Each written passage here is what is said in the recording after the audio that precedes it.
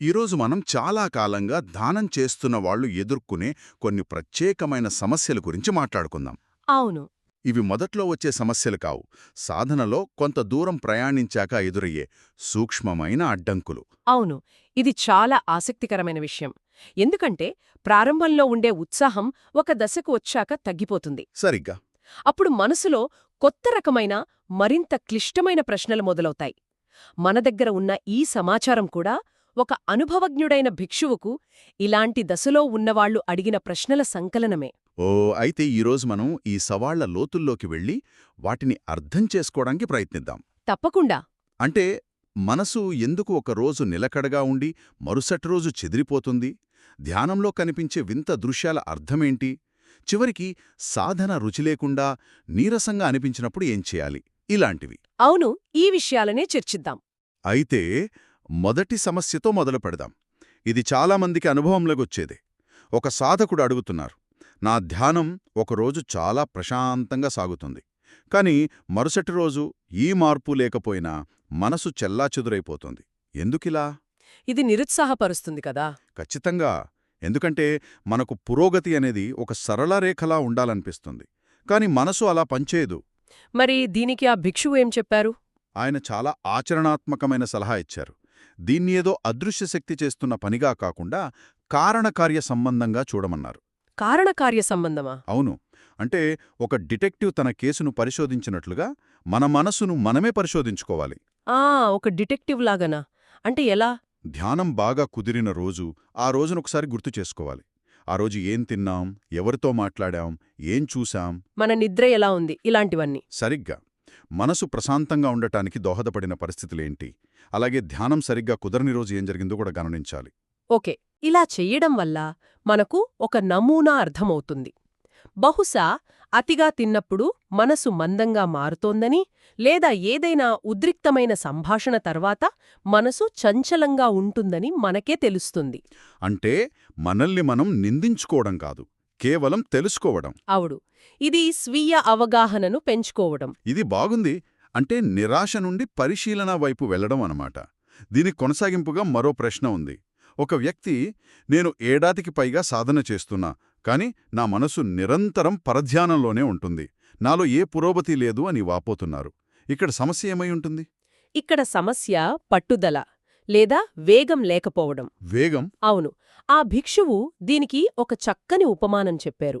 2 కర్రలను ఒకదానికొకటి వేగంగా, నిరంతరంగా రాపిడి చేస్తేనే నిప్పు పుడుతుంది. అవును కదా. మనం కొద్దిసేపు రాపిడి చేసి ఆపి, మళ్ళీ కొద్దిసేపు చేసి ఆపితే కర్రలు వేడెక్కుతాయేమో కాని నిప్పు అంటుకోదు. మనసు కూడా అంతే. అంటే మన పరధ్యానమనేది జీవితకాలపు అలవాటు. సరిగ్గా.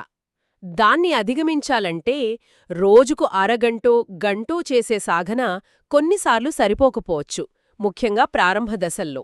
ఆ కొద్దిపాటి ప్రశాంతత రోజులోని మిగతా 23 గంటల అలవాట్ల తాకిడికి ఆవిరైపోతుందన్నమాట. ఖచ్చితంగా. పాత అలవాటుకు చాలా బలముంటుంది. కొత్త అలవాటైన నిశ్చలతకు బలం చేకూరాలంటే నిరంతర సాధన అవసరం. అందుకే కొన్ని సంప్రదాయాలల్లో సుదీర్ఘమైన ధ్యాన శిబిరాలకు అంత ప్రాముఖ్యత ఇస్తారు. సరే, ఒకవేళ ఆ నిప్పు రాజుకుందని అనుకుందాం. మనసు కొంచెం నిశ్చలంగా మారినప్పుడు కొన్ని వింత అనుభవాలు ఎదురవుతాయంట. మా తర్వాతి ప్రశ్న దీని గురించే. ఒక సాధకుడికి ధ్యానంలో రకరకాల చిత్రాలు, రంగులు, ఆకారాలు కనిపిస్తున్నాయట. ఇది చాలా సాధారణంగా జరిగేదే. నిజంగానా? అసలు మనసులో ఏం జరుగుతోంది ఆ సమయంలో? దీనికి ఆ భిక్షువు చెప్పిన సమాధానం చాలామందిని ఆశ్చర్యపరుస్తుంది. ఆయన సూచన ఒక్కటే: వాటిని పట్టించుకోవద్దు. పట్టించుకోవద్దా? అవును. ఇవి సన్నా లేదా మానసిక సంకేతాలు. ఏం జరుగుతుందంటే, మనం శ్వాసమీద ఏకాగ్రత పెట్టినప్పుడు సాధన లోతుగా అయ్యే కొద్దీ శ్వాస చాలా సూక్ష్మంగా అయిపోతుంది, దాదాపు కనిపించనంతగా. అప్పుడు మనసుకు పట్టుకోవడానికి ఏమీ ఉండదు కదా. సరిగ్గా అదే. మనస్కి ఎప్పుడూ ఏదో ఒక ఆధారం కావాలి. శ్వాస అనే ఆధారం మరీ సూక్ష్మంగా మారినప్పుడు అది ఖాళీగా ఉండలేక తన లోపల ఉన్న జ్ఞాపకాలు, చిత్రాలను బయటకు ప్రొజెక్ట్ చేయటం మొదలుపెడుతుంది. అంటే ఒక కలలాంటి స్థితి అన్నమాట. అవును. అవి చాలా ఆకర్షణీయంగా లేదా కొన్నిసార్లు భయానకంగా కూడా ఉండొచ్చు. కానీ ఎవరైనా ఇది నాకు కలిగిన ఒక ప్రత్యేకమైన ఆధ్యాత్మిక అనుభవం అని అనుకునే ప్రమాదం ఉంది కదా. అదే అసలైన ఉచ్చు. వాటిని అనుసరించటం మొదలుపెడితే మనం అసలు లక్ష్యం నుండి అంటే వర్తమాన క్షణం నుండి పక్కకు తప్పుకున్నట్లే. ఇది కూడా ఒక రకమైన పరధ్యానమే. సూక్ష్మమైన పరధ్యానం. అవును. అసలైన పని అవి ఎంత ఆకర్షణీయంగా ఉన్నా వాటిని నెమ్మదిగా వదిలేసి తిరిగి శ్వాస దగ్గరకు రావడమే. ఓకే, మానసిక అనుభవాలు సరే, మరి శారీరక అనుభవాల సంగతేంటి? ఇంకొకరు అడుగుతున్నారు, ధ్యానం మధ్యలో అకస్మాత్తుగా తీవ్రమైన తలనొప్పి వస్తోందని. దీనికి కారణమేమై ఉంటుంది? ఇది కూడా తరచుగా ఎదురయ్యే సమస్యే. ఇది సాధారణంగా ప్రయత్నంలోని సమతుల్యతకు సంబంధించింది. ఆ భిక్షువు చెప్పినట్లుగా ఇక్కడ వీర్యం లేదా ప్రయత్నం యొక్క సరైన స్థాయి ముఖ్యం. అంటే బహుశా ఆ వ్యక్తి ఏకాగ్రత కోసం చాలా గట్టిగా ప్రయత్నిస్తున్నారా? అవును. తెలియకుండానే తన మెడ, భుజాలు, ముఖకండరాలను బిగపట్టి ఉండవచ్చు. ధ్యానం ఒక పోరాటం కాదు, అది విశ్రాంతి తీసుకునే ప్రక్రియ. దీన్ని ఒక వీణ తీగతో పోల్చవచ్చా? తీగను మరీ వదులుగా వదిలేస్తే సంగీతం రాదు, మరీ గట్టిగా బిగిస్తే? తీగ తెగిపోతుంది. అద్భుతమైన పోలిక. ప్రయత్నం కూడా అంతే. మరీ తక్కువ ఉంటే నిద్రలోకి జారుకుంటాం, మరీ ఎక్కువుంటే ఒత్తిడికి లోనవుతాం. మరి సలహా ఏంటి? మధ్య మధ్యలో శరీరాన్ని గమనించుకోవాలి. నా శరీరం రిలాక్స్డ్గా ఉందా, నేను దేన్నైనా బిగపట్టి ఉన్నానా అని ప్రశ్నించుకోవాలి. శరీరాన్ని వదులుగా వదిలేయాలి. సరే, ఇప్పటివరకు మనసు యొక్క అస్థిరత, వింత అనుభవాల గురించి మాట్లాడాం. ఇప్పుడు ఆలోచనల స్వభావం గురించి చర్చిద్దాం. చాలామంది ధ్యానమంటే ఆలోచనలను ఆపడం అనుకుంటారు. కానీ మంచి ఆలోచనల సంగతేంటి?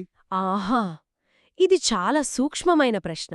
అవును, ఒకరడుగుతున్నారు, ధ్యానంలో దయ, కరుణ వంటి మంచి ఆలోచనలొస్తే వాటిని కూడా పక్కకు నెట్టేయాలా అని. ఇది చాలా ముఖ్యమైన ప్రశ్న. దీనికి ఆ భిక్షువు ఒక పురాతన బోధనను అంటే ద్వేధావితక్క సుత్తను ప్రస్తావించి సమాధానమిచ్చారు. ద్వేధావితక్క సుత్త? అవును. దాని ప్రకారం ఆలోచనలతో పనిచేయడంలో 2 దశలుంటాయి. మొదటి దశలో మనసులో కోపం, ద్వేషం వంటి హానికరమైన ఆలోచనలు వచ్చినప్పుడు వాటికి విరుగుడుగా దయ, క్షమ వంటి మంచి ఆలోచనలను ఉద్దేశపూర్వకంగా పెంపొందించుకోవాలి. అంటే నిప్పును చల్లార్చడానికి నీటిని వాడినట్లు. ఖచ్చితంగా. ఇది చాలా ప్రభావవంతమైన సాధనం. కాని ఇది మొదటి దశ మాత్రమే. ఓకే. సాధన పరిపక్వం చెందుతున్న కొద్దీ ఆ మంచి ఆలోచనను కూడా ఎక్కువసేపు పట్టుకుంటే అది కూడా ఒక సూక్ష్మమైన కార్యకలాపంగా మారుతుంది. అంటే మనసు ఇంకా పనిచేస్తూనే ఉంటుంది. అవును. దానివల్ల కూడా అలసట కొలుగుతుంది. అంతిమ లక్ష్యం మంచి, చెడు అనే ద్వంద్వాలకు అతీతంగా పూర్తి నిశ్చలంగా ఉండే మనస్సు. అంటే మంచి ఆలోచనను నదిని దాటడానికి ఉపయోగపడే పడవ లాంటివి. కాని నది దాటిన తర్వాత ఆ పడవను భుజాన వేసుకుని తిరగకూడదు. సరిగ్గా అదే. ఉన్నత స్థాయి సాధనలో అంటే చిత్తానుపස්සన లేదా మనస్సును గమనించే ప్రక్రియలో మీరు అన్ని రకాల ఆలోచనలను కేవలం మానసిక నిఘవులుగా మాత్రమే చూస్తారు. కేవలం గమనించడం. అవును. ఒక ఆలోచన కోపంతో కూడిందని గుర్తిస్తారు, మరో ఆలోచన దయతో కూడిందని గుర్తిస్తారు. అంతే. దేనికి అతుక్కోరు, దేనిని నెట్టేయరు. ఇది నిజంగా ఉన్నతస్థాయి అవగాహన. ఇది మనల్ని బహుశా అన్ని ప్రశ్నలలోకి అత్యంత లోతైన ప్రశ్నకు తీసుకువస్తుంది. చెప్పండి. సంవత్సరాల తరబడి సాధన చేస్తున్న ఒక అనుభవజ్ఞుడైన సాధకుడు ఇలా అడుగుతున్నారు, నా ధ్యానం ఇప్పుడు రుచి లేకుండా నీరసంగా మారిపోయింది. ఒకప్పుడు కలిగే తీవ్రమైన ఆనందానుభూతులు ఇప్పుడు లేవు. ఆలోచనలు కూడా దాదాపు లేవు. కేవలం ఒక ఖాళీ, నిశ్శబ్ద ప్రదేశం మాత్రమే ఉంది. నేను దారి తప్పానేమోనని ఆందోళనగా ఉంది. ఇది వినడానికి చాలా విచిత్రంగా ఉంది. ఇది వినడానికి విచిత్రంగానే ఉంటుంది. కాని ఆ భిక్షువు చెప్పిన ప్రకారం ఇది దారి తప్పడం కాదు. కాదా? కాదు. నిజానికి ఇది చాలా ముఖ్యమైన పురోగతి. మనసు ఏ లక్ష్యం అవసరం లేకుండా తనంతట తానుగా విశ్రాంతి తీసుకునే స్థితిని కనుగొంది. అయితే మరిక్కడ సాధనేంటి? అంతా ఖాళీగా ఉన్నప్పుడు వాళ్ళేం చేయాలి? ఇక్కడే అసలు మలుపు ఉంది. ఆ భిక్షువు ఇచ్చిన సలహా ఆశ్చర్యకరంగా ఉంటుంది. ఏమీ చేయవద్దు. ఏమీ చేయవద్దా? అవును. మనసును బలవంతంగా ఒక లక్ష్యాన్ని వెతకమని ప్రేరేపించవద్దు. ఆ నిశ్శబ్దంలో దాన్ని విశ్రాంతి తీసుకోనివ్వండి.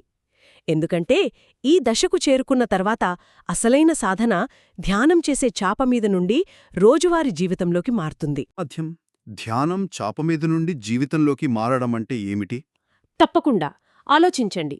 మీరు కళ్ళు మూసుకొని నిశ్శబ్దంగా కూర్చున్నప్పుడు మిమ్మల్ని కదిలించే అంశాలు చాలా తక్కువ. అవును. కోపం, పేరాస, అసూయ వంటి మానసిక దోషాలు అంటే కిలేసాలు సాధారణంగా బయటి ప్రపంచంతో మన సంపర్కం వల్ల ప్రేరేపించబడతాయి. ఆఫీస్లోనో ట్రాఫిక్లోనో ఇలా. సరిగ్గా. ఒంటరిగా కూర్చున్నప్పుడు ప్రశాంతంగా ఉండడం సులభమే. కనుక కొత్త సాధన ఏంటంటే, ధ్యానంలో మీరు సంపాదించిన ఆ నిశ్శబ్దపు పునాదిని మీ రోజువారీ జీవితంలోకి తీసుకువెళ్లడం. ఆ, అంటే రోజువారీ పనులలో, సంభాషణలలో మీ మనసులో ఈ దోషాలు ఎప్పుడూ ఎలా తలెత్తుతున్నాయో గమనించడమే కొత్త ధ్యానం. కోపం యొక్క మొదటి ఛాయ కనిపించిన వెంటనే దాన్ని గుర్తించడం. అవును. అసూయ యొక్క మొదటి ప్రకంపనను పట్టుకోవడం. పాత ధ్యానం మనసును శుభ్రం చేస్తే, ఈ కొత్త ధ్యానం ఆ శుభ్రతను కాపాడుతుంది. అంటే ధ్యాన ప్రయాణం ఒక శిఖరాన్ని ఎక్కడం లాంటిది కాదు, బహుశా అది ఒక పీఠభూమికి చేరుకోవడం లాంటిది. అక్కడ నుండి అసలైన ప్రయాణం మొదలవుతుంది. ఖచ్చితంగా. ఇంకా చెప్పాలంటే, ముందుకు సాగే మార్గం తరచుగా ఇంకా ఎక్కువ చేయడం కాదు, ఉన్నదాన్ని తగ్గించుకోవడం. ఆ, బలవంతపు ప్రయత్నం నుండి సూక్ష్మమైన పరిశీలనకు మారడం. అవును. అక్కడ నుండి చివరకు విశ్రాంతితో కూడిన అవగాహన స్థితికి మారడం. ఈ మార్పు చాలా నెమ్మదిగా జరుగుతుంది. దీనికి ఆ భిక్షువు ఒక అందమైన ఉపమానాన్ని ఉపయోగించాడు. గొడ్డలిపిడి. అవును. ఒక కట్టెలు కొట్టేవాడు రోజూ గొడ్డలిని ఉపయోగిస్తాడు. ప్రతిరోజూ తన చేతి స్పర్శ వల్ల ఆ గొడ్డలిపిడి ఎంత అరిగిపోతోందో అతను గమనించలేడు. నిజమే. కాని 1 సంవత్సరం తర్వాత చూస్తే ఆ పిడి స్పష్టంగా అరిగిపోయి ఉంటుంది. మన ప్రతికూల మానసిక అలవాట్ల క్షీణత కూడా అంతే. స్వల్పకాలంలో కనిపించదు, కానీ కాలక్రమేణా పరివర్తన చెందుతుంది. అవును. ఆ పాత గరుకైన అలవాట్లు నులుపుగా మారి మన వ్యక్తిత్వంలో పరివర్తన వస్తుంది. ఇది మనల్ని ఒక ముఖ్యమైన ఆలోచనతో వదిలివేస్తుంది. మనల్ని మనం మెరుగుపరుచుకునే ఈ ప్రయత్నంలో మనం తరచుగా నాటకీయమైన రోజువారీ ఫలితాల కోసం చూస్తున్నామా? కానీ అసలైన శాశ్వతమైన మార్పు అనేది పాత అలవాట్లను గొడ్డలి పీడిలా నెమ్మదిగా మనకు కనిపించకుండా అరగదీయడంలోనే ఉందేబు.